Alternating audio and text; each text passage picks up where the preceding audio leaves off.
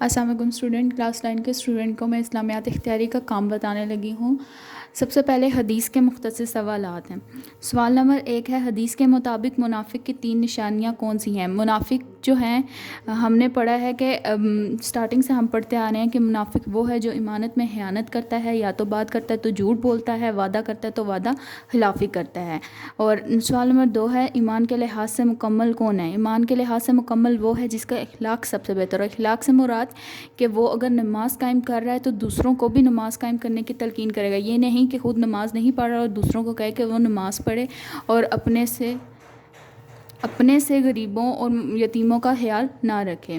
سوال نمبر 3 ہے، ایمان کے کیا معنی ہیں؟ ایمان کے کیا معنی ہیں کہ اللہ اور اس کے رسول پر ایمان لانا اور اس کو دل سے تسلیم کرنا۔ جب تک ہم اللہ اور اس کے رسول پر ایمان نہیں لائیں گے، مطلب سب سے پہلی بات یہ کہ جب تک ہم رسول پر ایمان نہیں لائیں گے تب تک ہم اللہ پر ایمان نہیں لا سکتے۔ وہ اس لیے کہ رسول صلی اللہ علیہ وسلم نے ہی ہمیں اسلام کی تعلیم دی اور انہوں نے ہمیں بتایا کہ اسلام کیا ہے، ہمارا مذہب کیا ہے اور ہمیں کس طرح اللہ کی عبادت کرنی چاہیے۔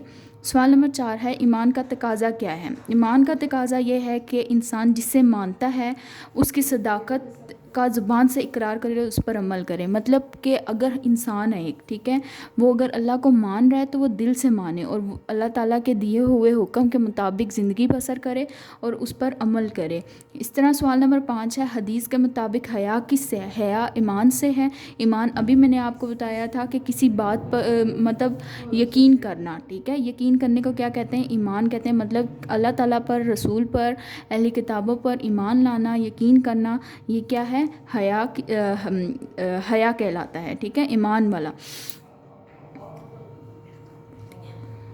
سوال نمبر 6 ہے، سب سے بہترین انسان کون ہے؟ سب سے بہترین انسان وہ ہے جو سب سے زیادہ لوگوں کو نفع پہنچائے۔ مطلب نفع کیا؟ فائدہ پہنچائے۔ صلح رحمیہ کا کیا مطلب ہے؟ صلح رحمیہ کا کیا مطلب ہے کہ جو آپ کے رشتہ دار ہیں، ٹھیک ہے، اگر وہ بھوکے ہیں تو ان کو کھانا کھلائیں، اگر وہ قرض دار ہیں تو ان کا قرض ادا کریں، اور اگر وہ پریشان ہیں یا کچھ بھی، مطلب سب سے پہلے ہم سے جس چیز کا حساب لیا جائے گا وہ نماز بھی ہے۔ نماز کے بعد جو ہے ہمارے سے رشتہ داروں کا پوچھا جائے گا کہ آپ نے رشتہ داروں کے حقوق مکمل کیے ہیں۔ تو ہمارے اگر رشتہ دار اگر بھوکا ہے تو ہمیں اس کو کھانا کھلانا چاہیے، اگر قرض دار ہے تو اس کا قرض ادا کرنا چاہیے۔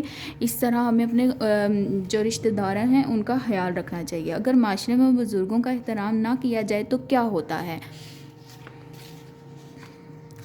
معاشرے میں اگر بزرگوں کی عزت نہ کی جائے تو معاشرہ بے رحمی کا دور ہو جاتا ہے۔ مطلب اگر ہم بڑوں کا احترام نہیں کریں گے، ان کی بتائی ہوئی باتوں پر عمل نہیں کریں گے تو ہماری زندگی کسی کام کی نہیں ہے۔ ہم اسلام کے مطابق مطلب ہم انہیں اگر کچھ نہیں مانیں گے تو ہماری زندگی مطلب ہم کبھی بھی اپنی زندگی کسی مقام پہ کامیاب نہیں ہو سکتے۔ سوال نمبر 9 ہے، حدیث میں آداب معاشرے کا کیا اصول بیان کیا گیا ہے؟ حدیث میں آداب معاشرے کا ایک ذہنی اصول بیان کیا گیا ہے کہ بزرگوں کی عزت کی جائے۔